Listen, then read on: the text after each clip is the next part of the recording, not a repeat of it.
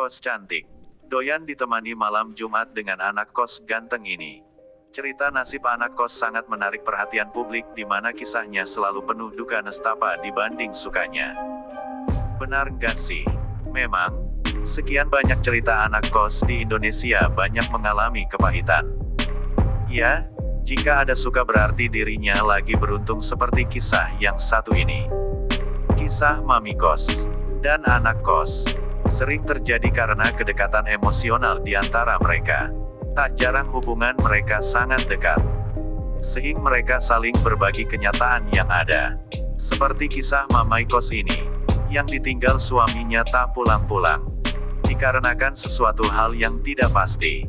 Cerita punya cerita, dan singkat cerita, berawal dari pertama kali dirinya saat itu sudah mengiyakan janji dengan mami kos untuk selalu menemuinya setiap malam Jumat. Semua berawal dari sebuah tragedi lampu kamar mandi rusak. Ibu kosku yang sendirian di rumahnya tak berani mengganti lampu bohlam di kamar mandinya sendiri. Dia lalu menggedor pintu kamarku dan meminta tolong. Aku yang tanpa prasangka tentu mengiyakan. Kuambil tangga di samping rumah dan masuk ke kamar mandi. Setelah selesai, aku pamit untuk kembali ke kamar kos. Namun, tiba-tiba ibu kos memegang tanganku. Dia menggelengkan kepala dan berkata, "Sini dulu, aku bikinin teh atau kopi ya." Aku yang kebetulan sedang merasa haus pun menyetujui tawaran menarik itu.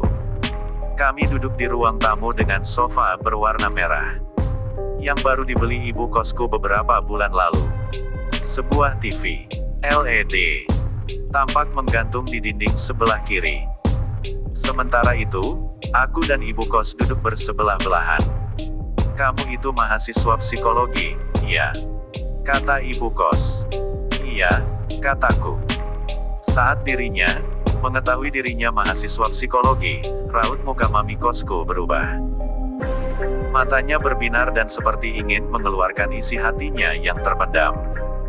Akhirnya, mami kos ingin dirinya mendengar curhatan tentang suaminya yang tidak pulang-pulang. Keluh kesahnya selama berbulan-bulan itu seperti tumpah kepadaku saat itu juga. Ibu kosku bercerita panjang lebar mengenai suka duka ditinggal suami kerja di tempat yang jauh. Sesekali ucapannya diselingi tangisan kecil. Sebagai mahasiswa psikologi, tentu aku sedikit banyak tahu untuk menghadapi situasi seperti ini. Hal itu pula yang mungkin secara tak sadar membuat ibu kosku nyaman dan mau mengeluarkan rahasia hatinya. "Makasih ya, udah dengerin," katanya. Ku balas dengan anggukan dan senyuman. Saat aku mau pamit untuk kembali ke kamar kos, tanganku lagi-lagi dicegat oleh dia. Ibu kosku dengan muka yang sedikit garang bilang agar tidak membocorkan apa yang sudah dibicarakan tadi. Selain itu, dia juga mengajukan sebuah perjanjian denganku. Perjanjian itu adalah aku harus selalu bersedia mendengarkan curhatan dia setiap malam Jumat. Sebagai imbalannya, aku diperbolehkan hanya membayar uang kos 50%. Selain itu, di sesi curhat itu dia juga berjanji akan ada makanan yang enak sebagai bentuk terima kasihnya yang lain.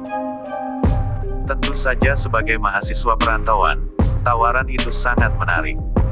Aku tanpa pikir panjang langsung mengiyakan perjanjian tersebut. Namun, belakangan aku sedikit menyesali keputusan itu. Janji mami kos untuk memotong biaya kos dan memberikan makanan enak memang ditepati. Akan tetapi, belakangan isi curhatan dia semakin hari semakin membosankan. Permasalahannya setiap minggu selalu sama, yaitu tentang suaminya yang tak pulang-pulang seperti Bang Toib. Begitulah seterusnya setiap malam Jumat. Berikutnya kisah berlanjut dengan bahan ocehan itu-itu saja. Oke, terima kasih. Sampai jumpa di video-video berikutnya.